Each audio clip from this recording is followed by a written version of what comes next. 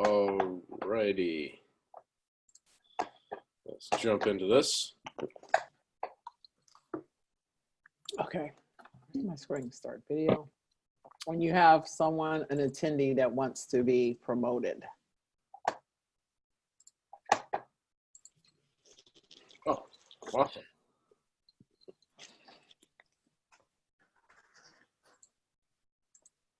All right, I'm going to join from my iPad here as well, so I can see what's going on.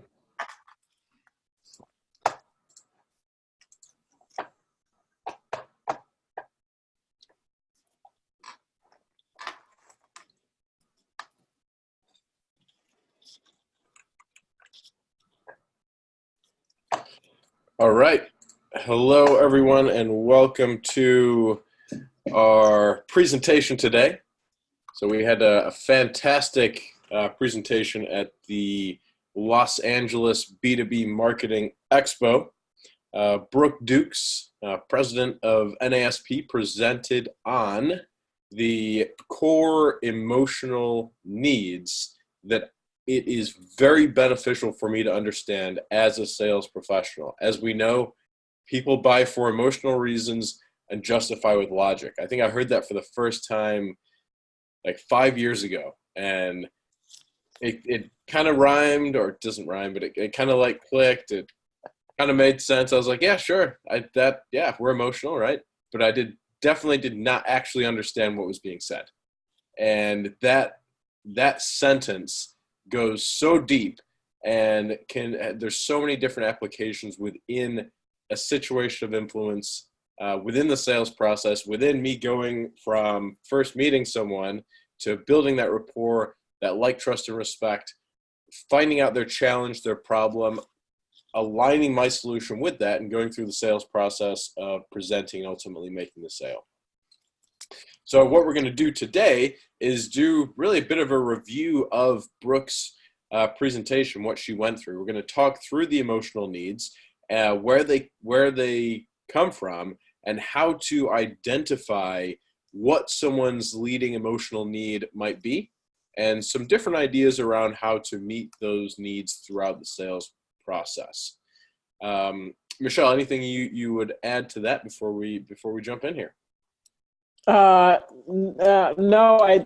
I would say, I just said no. Yes, I would say I agree. When I understood, and recently within that last year and a half, heard people buy for emotional reasons and justifiable logic, it was one of those epiphanies that said, aha, right? A lot of what I had experienced in selling started to make complete sense, right? Where I acquired most of my sales success started to make a lot of sense, and understanding that to get to that place where I can speak to the emotional needs is not something that happens overnight.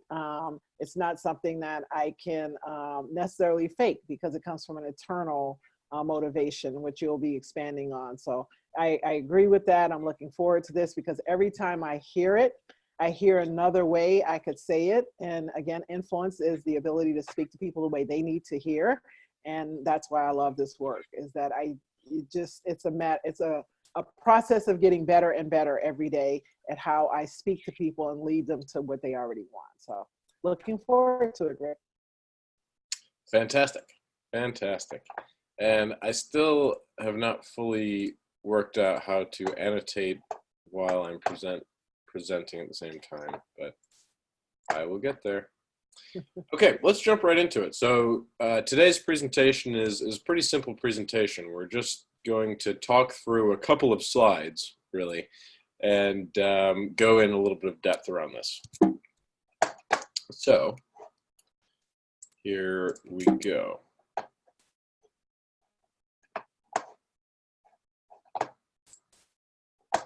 I want to draw on this, but it's not letting me. Okay. Actually, one more trick to try to see if I can. Oh, that works. Okay. Command, but everybody, when Rick is happy, it's a good thing. Hold Command to be able to annotate in Zoom when you're Google slide presenting. for those of you who didn't know that already. So this is the IC4 model, the influence circumplex 4 styles. And when we say people buy for emotional reasons and justify with logic, a couple of questions for me, Mr. Analytical, come to mind. What are the emotional needs, and how can I understand the emotional needs? So if people buy for emotional needs, what are they, and how can I understand where they've come from? Why, or por qué, as I've been learning. I just moved to Texas. I now know the most people who speak Spanish that I've ever known, and I don't know. I enjoy Spanish. It's so it's like a song. Okay. Anyway, so this is the IC4, and this represents really the core 4 emotional needs that we're going to talk about today. So what are those 4 emotional needs, you might ask?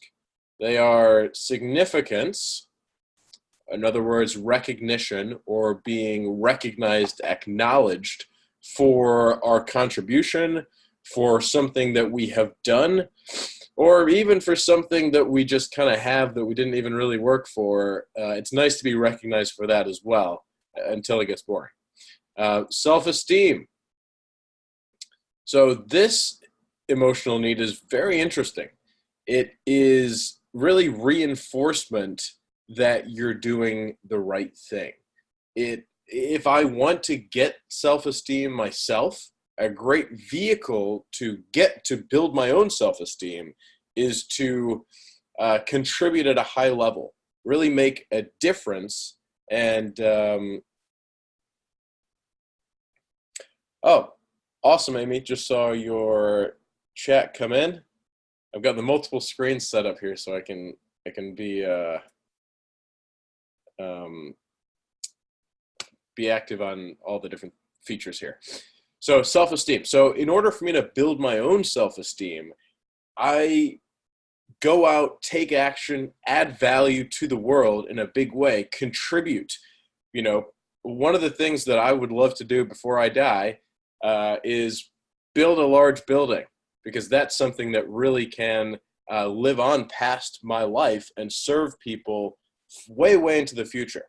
Right. I know I just moved to Austin. There's the Independent, which is this really tall building that I can see from my apartment. And it's quite inspirational to me. So that would build my personal self-esteem.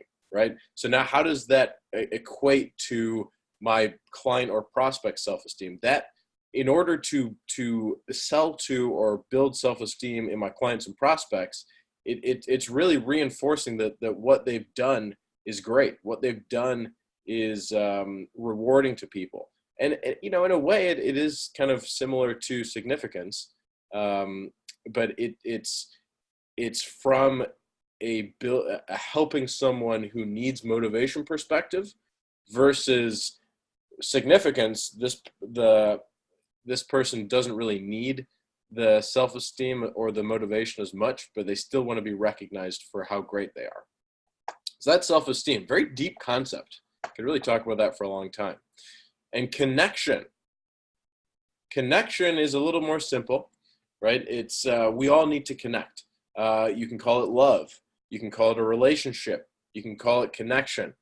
Probably most politically appropriate would be connection. So we all want to have a connection, have an open pathway of communication, relate to each other.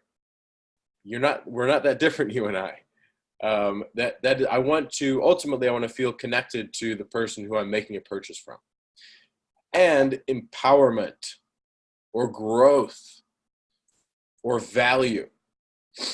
So this is my emotional need to grow and to really see the bottom line value in what it is that I'm purchasing. Okay. So what we're going to do next is we're going to go through the 4 different quadrants here and really identify the 4 archetypes that have this emotional need as their primary emotional need. Now, when in doubt, yellow out and recognize people and give them significance. But what we're going to do here is take a little bit of a deeper dive into each of the individual archetypes and how to recognize who really needs self-esteem, who really needs connection, who really needs value, and who really needs significance. And also understanding that everyone really needs all of them. So how can we build all the aspects into our sales process? So let's do it deep. Can just don't want to interrupt, but can you said when in doubt, yellow out. Can you speak to why we yellow out? Like why would we speak to someone? Why would we go yellow when you're not certain? Great question. And I have a really good answer to that question that I can't quite remember, but let me give another answer. When in doubt, yellow out is that I don't want to assume that people are externally motivated.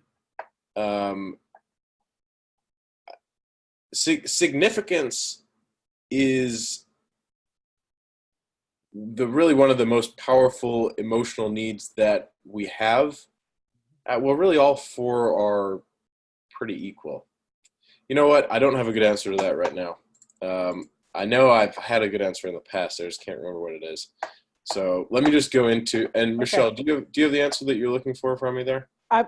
Yeah, and I think it's one of our colleagues, Tanya, had mentioned it once as I took 4 colors, is that when you compliment, because the significance is that person likes to be recognized for what they've done.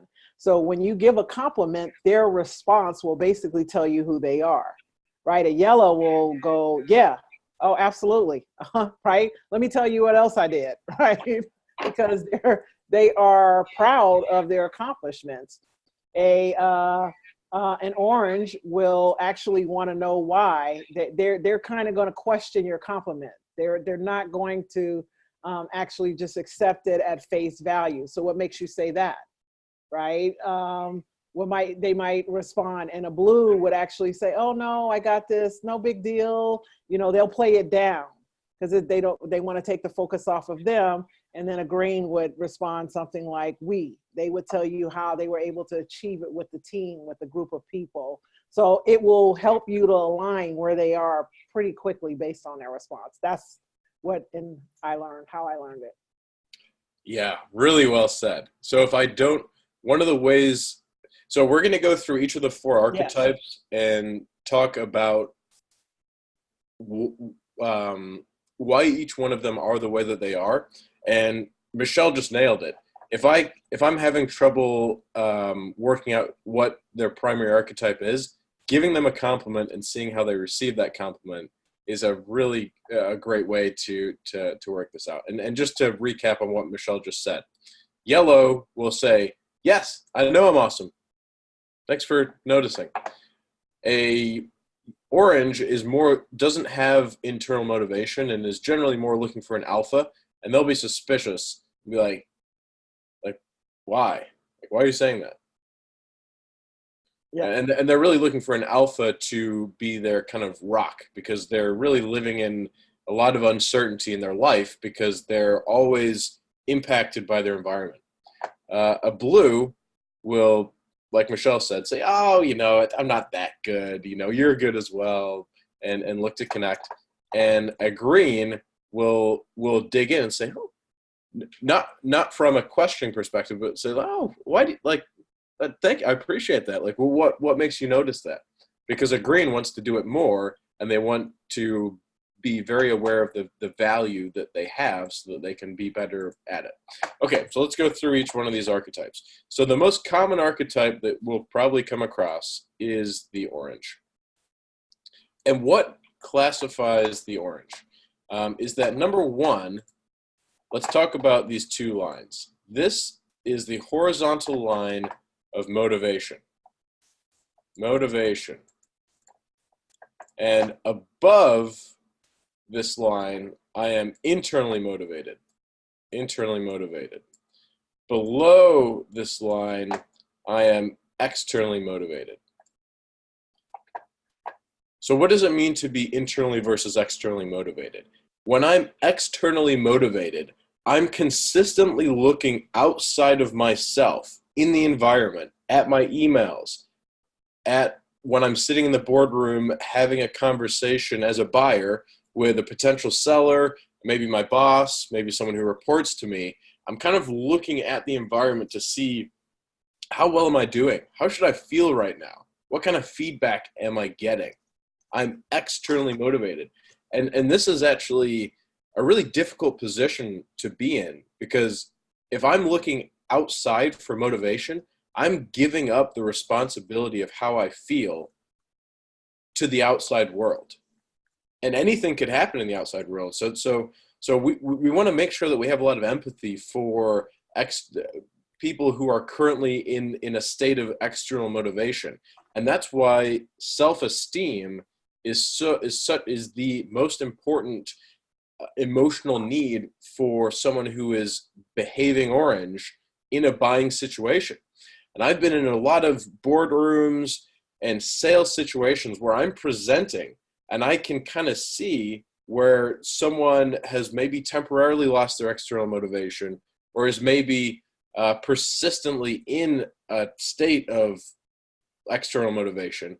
And I know that I can really help that person feel far more comfortable and enjoy the buying experience and enjoy the sales process way more by supporting their self-esteem, by letting them know that they've done well in the past and what it is that I know that they've done. Maybe they set up the network really well. Maybe their decision on which antivirus software or security software or router switches, whatever it was, that was great for this, and this reason.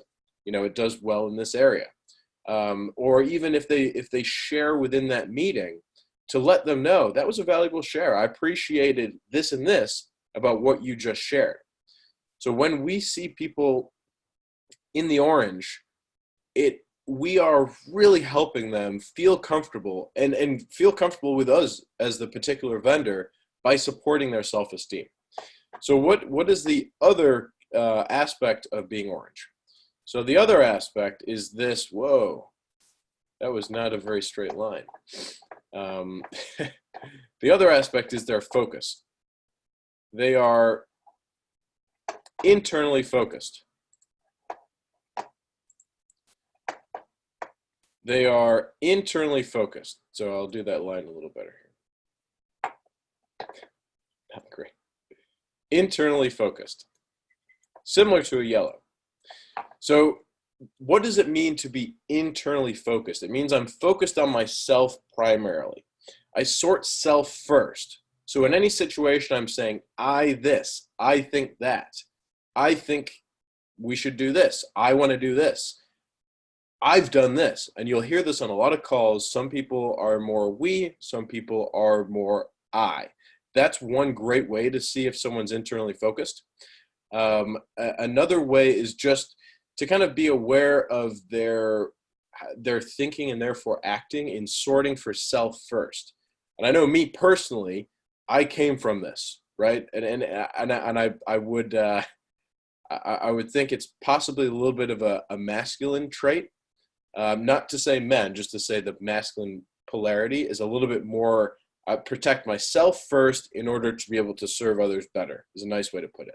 So I know for me, I am very consciously always shifting my focus externally.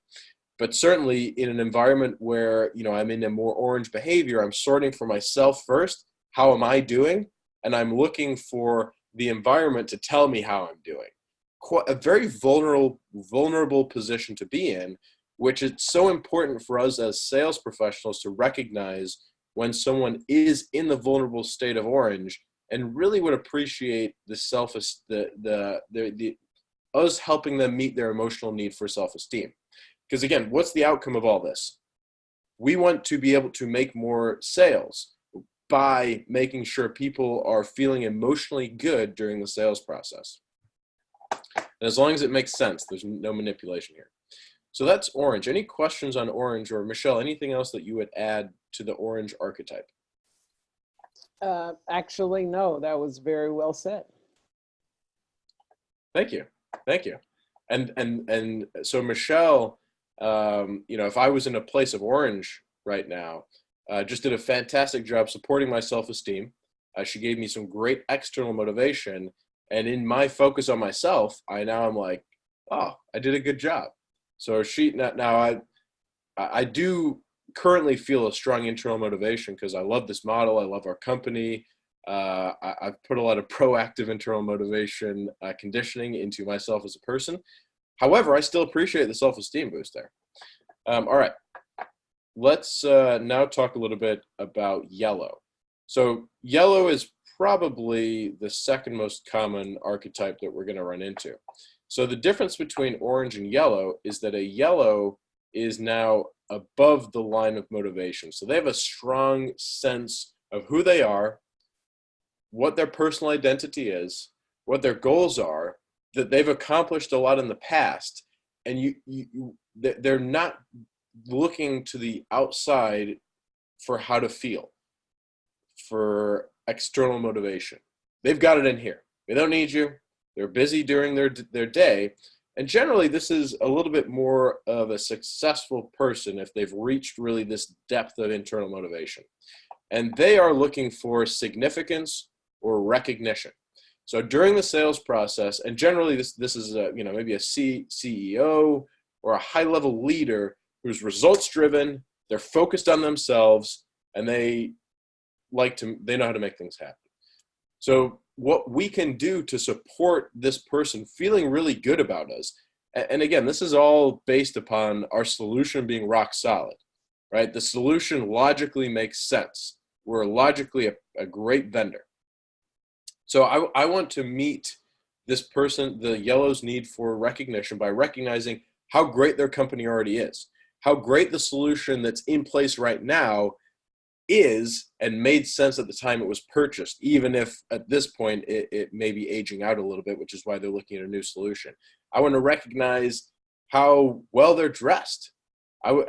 Especially if if someone is wearing a really nice suit, clearly they're not wearing that to maybe not get some attention about it. So the more we can recognize what a yellow is doing well, and clearly what they've put a lot of work and genius into, the more we're supporting their emotional needs throughout the sales process. And this is very important to a yellow. A yellow going through a meeting without being recognized for anything versus going through a meeting with being recognized for something that they deserve to be recognized for, they will feel better after that meeting. They will feel better about you, and you are doing your role as an influencer to support how someone feels. The most important thing is how people feel.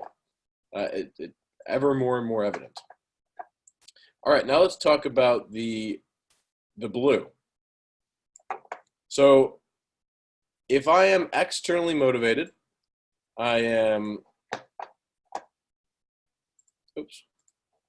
that back. I'm looking outside of myself on in terms of how to feel. I'm looking for feedback from the room, from the vendors, or even as a buyer, from the vendors or the other people on my buying team. Now, I'm also externally focused, so I'm very nurturing. I'm really looking.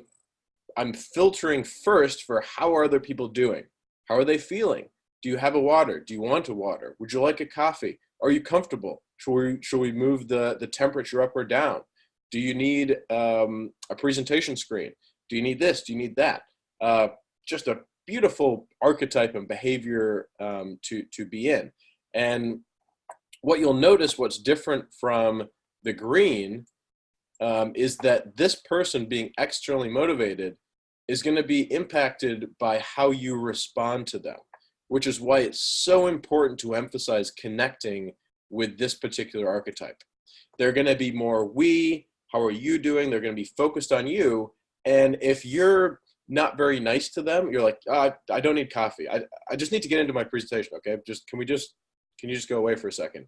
You will notice that you're emotionally impacting their state in that meeting. And the most important thing you can do is to connect with them, to give them that extra 30 seconds that you don't need to give them, but they will really, really appreciate much more than an orange or a yellow, and say, no, I don't need that right now, but I love how you noticed that I was, looking for something to connect to, or that I didn't have a coffee and I may need one. I really appreciate that. And, not everyone notices that. So thank you for noticing, and just take the extra moment to connect with them. And I mean, again, as sales professionals, a huge part of our role is relationship building, and the emotional needs are the primary component of building relationships. So important. Michelle, anything you would add on the blue archetype?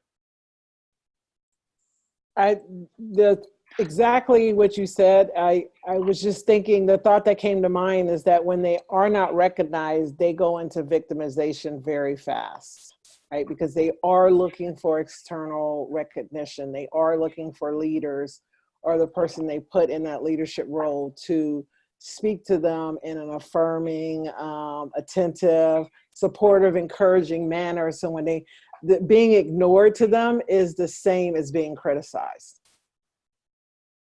I love that. I love that, because that's very true for both externally motivated archetypes. The blue is going to go into victimization, right? You're going to see that their emotional state has changed, and it will impact your ability to make a sale. I promise you. It will definitely impact that if you do not connect and acknowledge them. Now, similarly for an orange, if you do not support that they've done a good job, they will all go straight to feeling, like a victim in the situation, and this will impact you getting the sale or not. If they feel victimized by you in your interaction, you are far less likely to make the sale, even if your solution is as good or even better than your competitors. People buy for emotional reasons and justify with logic. So the logic has to be there to justify the sale, and you will or will not make the sale based on how people feel during your presentation. So do not let the orange or the blue feel victimized by you not acknowledging the connection with them, or by you either not acknowledging or talking bad about what they have already accomplished. Thank you for that, Michelle. And the final archetype, the green, the value seeker. So we've got the significance seeker, the self-esteem seeker, the connection seeker, and empowerment or value. A couple of ways to look at this. This is, like I said, probably the least common archetype that you will come across, and I was going to say a really great person to work with, but all four of these archetypes are awesome people to work with as long as you've met their emotional needs and they're in a positive emotion. By not meeting people's emotional needs, you especially below the line, you run the risk of definitely putting them into a negative emotion. Above the line, you're just not helping yourself. So internally motivated. This is generally that high-level CEO, someone who is a really iconic and magnetic leader. And they are internally motivated, so they really don't need you to talk them up. They would love it. They don't need you to support their self-esteem. They don't need to be recognized.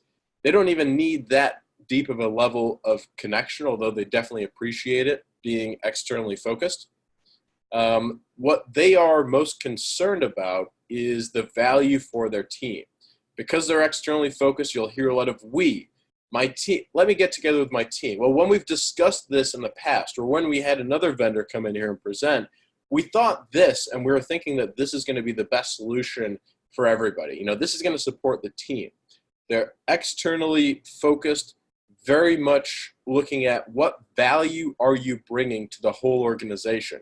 They're internally motivated in that you could say something really quite inappropriate, and you really won't notice much of a difference in their demeanor. In fact, you'll rarely will see any kind of a change in demeanor because they are so rock solid in their internal motivation, and they're understanding their own identity, and they're so focused on the other people in the room and not on themselves that they're very rarely emotionally impacted. In fact, I know that we have one person on our team that likes to call this type of a person an alien or an android, because they don't see inside joke. Okay, so what do you do to really sell to this person? This person is focused on the value. At the end of the day, how is this going to impact my organization? How is this going to help my people grow, develop, be better? The primary emotional need here is growth. Growth, both my ability to grow and my ability to create an environment, an empowering environment where my team can grow individually, make their own decisions, be individual leaders, and really develop themselves as well. So the more I can talk to how this is going to impact everyone else in your organization as a whole, the clients, the existing clients that you have, that's what the orange is listening to. The green is listening to. Now the yellow is more listening to, this is going to make you look so good. This is going to make you so much more money than you already have. All your people are going to love you. The green is listening to, this is going to empower your team, grow your organization, improve your culture, give your people a better opportunity to thrive and survive, thrive and come alive. So that there is about a 25-minute overview of specifically those 4 emotional needs and the 4 different archetypes that you will come across and their leading emotional need, even though everyone has all 4 for sure. Michelle, what would you add just as to that overall summary? Nothing. Just as you were saying it, I was thinking of like responses and how we could actually take this and going forward as we continue to work with individuals who want to participate in this to look at how to respond, what a response would be in overcoming an objection, for example, or how to start off with some questions when I know that that person is in that archetype. How do I move them through the selling process so that I can keep them engaged? So I was just thinking more of going forward, how to continue to serve the people who are on this call and who else, ever else we invite into this process to be able to really up level and next level your sales experience. I love that. So really there's 4 categories of objections. You're going to hear consistently a certain type of objection from a yellow, a certain type of objection from an orange, a certain type of objection from a blue, and a certain type of objection here. And the more we're listening for that style of objection, and the more we understand what archetype that style of objection comes from and what their leading emotional need is, and the best primary response and the best secondary response, primary emotional need and secondary emotional needs.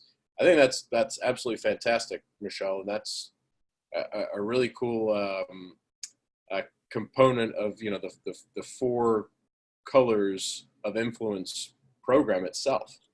Mm-hmm. Love that. Definitely make a note of that. Awesome. So that is the core of what we wanted to go over, and that's the core of what Brooke presented in her presentation at the B2B Marketing Expo in Los Angeles, which was a very fun event. That being said, please submit any questions that you may have in the chat. We'd love to answer any questions that you might have had from this presentation, or you may have seen at the expo and been meaning to ask. And also, while anyone is adding any questions, we do have a special offer today. And oh, actually, I'm just realizing a small error there. The code is B2B Expo. Yes. Not code B2B Expo. You really are enjoying that annotation, aren't you? It's I'm very visual, so I personally, yes, I love it. It is a really great way for me to express my thoughts visually. Okay, so we are, for the next 24 hours, we have this code running. We just want to reward everyone who is on this webinar live. And what is the CPSP? The CPSP is a 45-day behavioral conditioning certification. One of the hardest things we can do as humans, because our biology is kind of designed against it, is to impact our unconscious identity and our unconscious behaviors. Our unconscious identity and behaviors are what runs the show. You may have heard 90% of what you do every day is out of unconscious habit. Yep. I get up, I go to the shower, I brush my teeth, I shave, I take the shower, I get dressed, I do the different, moisturizers and that type of thing. I drive to the office. A lot of times we can be thinking about something entirely different through that whole process because it is very unconsciously programmed into our behavior. What the CPSP does an incredible job of. So that's an at-home example. At work and during your sales calls, sales meetings, sales activity, do you think 90% of what you're doing is kind of similar to what you did yesterday, the previous week, month, quarter, year, and what you've programmed into your unconscious over your whole life? Yes, most likely. And again, we're speaking from psychological models that we've learned from our incredible PhDs. And we've got a number of white papers and case studies on this. So this is not just our conjecture here. There's a lot of science behind this that you can find at our website and also by getting our email alerts.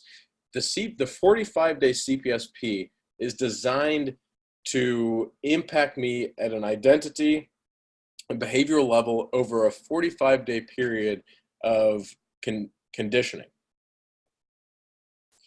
Conditioning by revising or even creating in the first place my identity and my visions, and then going through a breaking old patterns associated with past identity and a building new habits associated with my new identity. Fantastic, amazing program. We have hundreds of incredible testimonials about the impact that this program has on even from the external, the feedback that people get after going through this program. So incredibly powerful program. Michelle, anything else you would add to the description of the CPSP certification? Yes, what I loved and what brought me to be part of the National Association of Sales Professionals was the CPSP. I took it and I was just having had 18 years in corporate sales, pharmaceuticals, devices, biotech, and working at companies like Thermo Fisher and Merck. I really was amazed that something that was at the price point it's actually currently looking at $595 would actually transform me so completely after 45 days that I was in, and I didn't realize how many habits I had created over the years. Beliefs not addressed will create habits that you're no longer even aware of that exist. And so when I created when we start with the program, you actually look at what does sales success mean to you? I had never stopped and even asked myself that question. I knew I wanted promotions and money and things, but what is the actual state? What does it mean to be a successful sales representative? So I just say, if there's something that you are really wanting to create with your sales success and your income and more freedom in the lifestyle that sales success brings, this is definitely an opportunity to create it as a habit, not as something that you're getting up and you're forcing and trying to do every day, do the sale and trying to get the customers and trying to get the best territory and trying to get the job, but to actually create the habit of who you're being. Success does not pause to think about what it has to do. Success is just success, and success does require that it become your habit. It's something that when you create the routine of stepping into the state of being successful, then all that comes with success will be part of what you are able to create. I love it. You said something very special in there. Beliefs not addressed will become behaviors and habits. And, you know, me just on the analytical side, I've done a fair amount of programming and development, and one error line of code will significantly impact the whole application.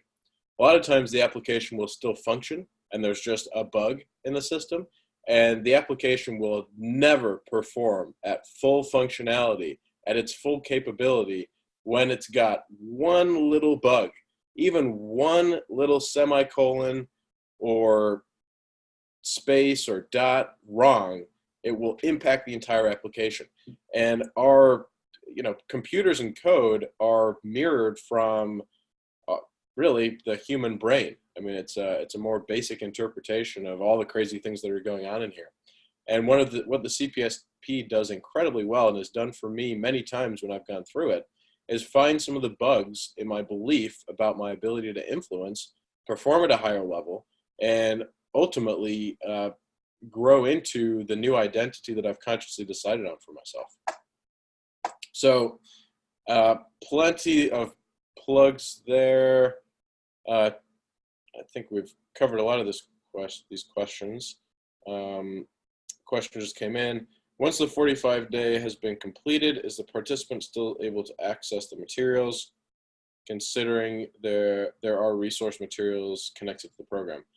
Yes. So actually, the whole program stays open for 6 months to make sure that you have full access to all of the materials and ability to convert those materials into whatever note-taking form or personal documentation you may have for the long term, for the rest of your life. And then also all of your entries in the program, in other words, your journal entries, will stay in your profile forever. For as long as Amazon Web Services maintains their server infrastructure.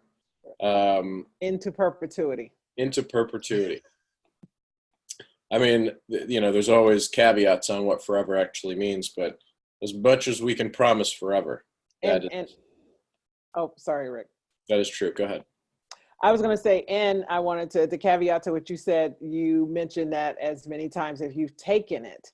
And that's one of the reasons why we do give 6 months, because we want you to have ample time, as Rick said, to go in there and convert notes into your ability to create some of the strategies that are going to support the mindset and self-talk and habits you're creating. And as part of leadership at NASP, no one tells us to take it again. We just do, because we recognize that, about once a quarter, I want to take the CPSP because I'm a different person.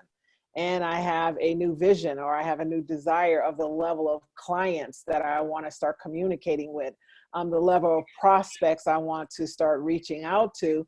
And I know the tool will help me to create that vision and create the supporting self-talk behaviors and habits that go along with that success. So it just becomes part of my identity. I'm not struggling to try to figure out how to contact or what I have to, need to, ought to, should do. I'm actually being it and doing it and doing it well and successfully.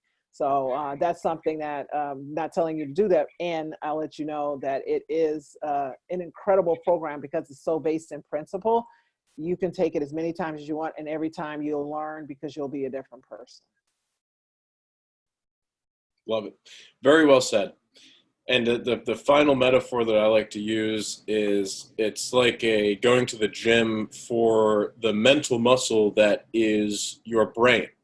When I go to the gym, I break down my current muscle fibers through a painful process of lifting weights. And I set an identity of getting healthier, more fit, and in better shape. And then I have my workout buddies to keep me accountable to a consistent workout routine, as well as at this point, my unconscious identity have, from high school sports and college sports and that kind of thing. And I don't stop going to the gym, and I don't stop finding new workout partners who are better than I am to keep me accountable. I don't stop hiring trainers at different points to help me improve in different areas.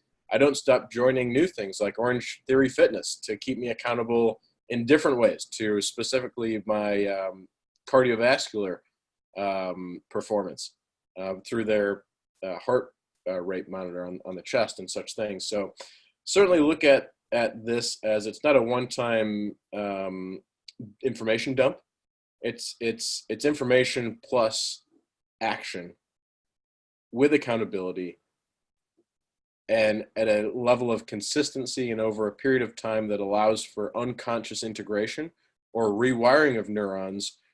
In other words, it's kind of like the breaking down of muscle fibers and the rebuilding of more and stronger muscle fibers. It's the breaking down of old neural connections that are no longer congruent with my new identity, and the rebuilding of new neural connections that are congruent with my new identity and help me perform at a higher level in perpetuity and compound over time. So that is everything. I think we've answered all the questions that have come in throughout the presentation, and let us know if you have any more questions as we get ready to wrap up. We'll move to final comments here. Michelle, any final comments before we wrap up for today? Yes, simply that one of the number one reasons, being someone who's been in sales and now does the sales training and speaks to companies and individuals and leaders, the number one reasons people struggle in sales is not for strategy. It's not because they haven't been told the product information. It's not because they don't know how to, the sales script. It's not because they don't know how to go out and prospect and pick up the phone and cold call. It's the conversation that they're having internally about all the things that they have to do. And that's where NASP and why I love working with this organization is so masterful and differentiates itself, is we actually help you to understand and to learn that success is a habit.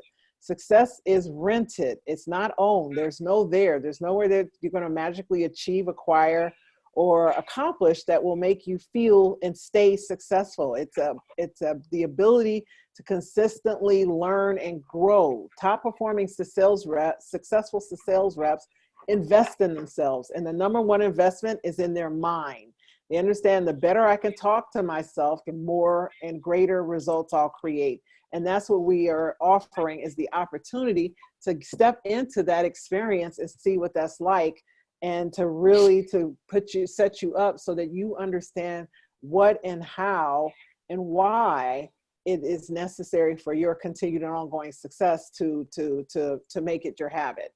And it's something that I have not had anyone graduate who was not incredibly grateful. And that's why I do this work, because the amazing to see what people experience after 45 days and the changes and transformations they make in their professional as well as their personal lives. Very, very well said. It's been a pleasure to be on this webinar. We do thoroughly enjoy the opportunity to speak with everyone, hear questions, create some value that we can now send out and post on our Facebook and YouTube channels and all these different types of things that we get to do in modern marketing. Thank you for joining. Definitely take advantage of this promo code while it is available. Feel free to shoot us an email. You can see our email addresses at the bottom right of the page there. Also, if you are on this webinar and if you have not joined the National Association of Sales Professionals, do so at the link at the bottom left there, simply nasp.com/join, JOIN. And thank you again for joining. Have a fantastic week. Happy selling. And we look forward to connecting with you soon. Thank you very much, everyone. Yay.